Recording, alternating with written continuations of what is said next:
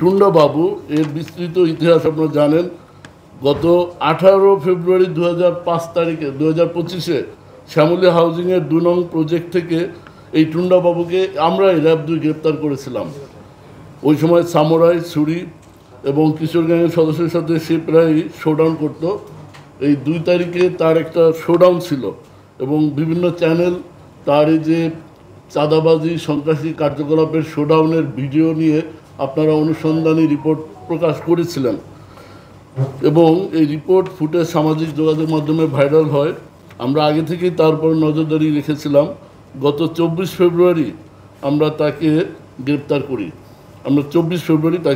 করি এবং তার বিরুদ্ধে আইনগত ব্যবস্থা গ্রহণ করে বিজ্ঞ আদালতে প্রেরণ করা হয়। কিন্তু দুঃখের বিষয় 2 মাস 10 দিন পরে 5ই মে সে আবার ছাড়া পায় এবং ছাড়া পেয়ে এলাকায় এসে সে একইভাবে আবার সেই পূর্বের যে সন্ত্রাসী কার্যকলাপ, কিশোরগঞ্জকে নেতৃত্ব দেওয়া, মাদক ব্যবসায় চাঁদাবাজি এবং কবজিঘাটা আনোয়ারের অনুপস্থিতিতে তার শূন্য জায়গা পূরণ করার জন্য সে আরও দ্বিগুণ বেগে এলাকায় সন্ত্রাসী কার্যক্রম শুরু করে। এবং আপনারা জানেন যে এরপর থেকে আমরা তাকে গ্রেপ্তারের জন্য তাকে অনুসরণ করি এবং গতকাল আমরা তাকে গ্রেপ্তার করতে সক্ষম হই। গত 29 জুন মাসে এই টুন্ডাবাবু মাদক ব্যবসায়ী রাজুকে এবং তার সহযোগীরা দেশীয় অস্ত্র দিয়ে কুপিয়ে মারাত্মক জখম করে।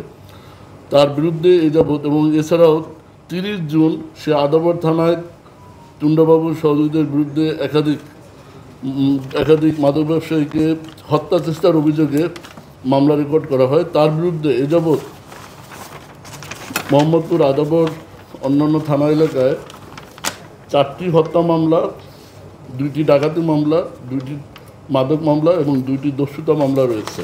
প্রাথমিক জিজ্ঞাসাবাদে টুন্ডাবাবু আমাদের জানায় যে কবজিঘাটা আনোয়ারের সাথে তার এক পর্যায়ে সুসম্পর্ক গড়ে ওঠে এবং সে আনোয়ারের রাইট হ্যান্ড হিসেবে সে কাজ করা শুরু করে। আনোয়ারের নির্দেশে মোহাম্মদপুর, আদাবর এবং পার্শ্ববর্তী থানা এলাকায় চাঁদাবাজি, মাদক ব্যবসা, ভূমি দখল, ভূমিদস্যু, হত্যা চেষ্টা, ডাকাতি, ছিনতাই, চুরি এসব অপকর্ম সে করে বেড়াতো। তার সবচেয়ে বড় যে অপরাধ প্রবণতা, মডাস অপারেন্ডি, সেটা হলো সে নির্বিচারে চাপাতি চালায়। নির্বিচারে শিশু, মহিলা, বৃদ্ধ যাকে যেখানে পায় টার্গেট পেলে সে রিক্সা থামিয়ে, গাড়ি থামিয়ে নির্বিচার নৃশংসভাবে চাপাতি ব্যবহার করে, সামুরাই দিয়ে কোপায়, যেগুলো সামাজিক যোগাযোগ মাধ্যমে ভাইরাল হলে জনমনে আতঙ্ক তৈরি হয়, অলরেডি হয়েছে।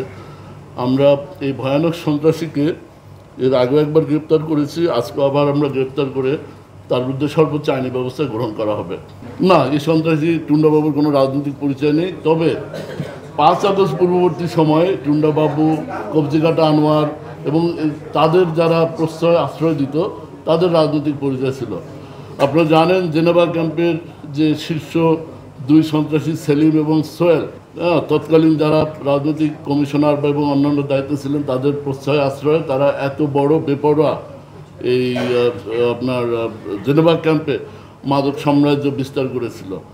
তো এখন এই টুন্ডাবাবুর রাজনৈতিক পরিচয় আগে থাকলেও থাকতে পারে, বাট এখন আমাদের কাছে রাজনৈতিক পরিচয় মুখ্য নয়, আমাদের কাছে স্রেফ সন্ত্রাসী হিসেবে বিবেচিত। আমরা সেই হিসেবে তার বিরুদ্ধে আইনগত ব্যবস্থা গ্রহণ করেছি।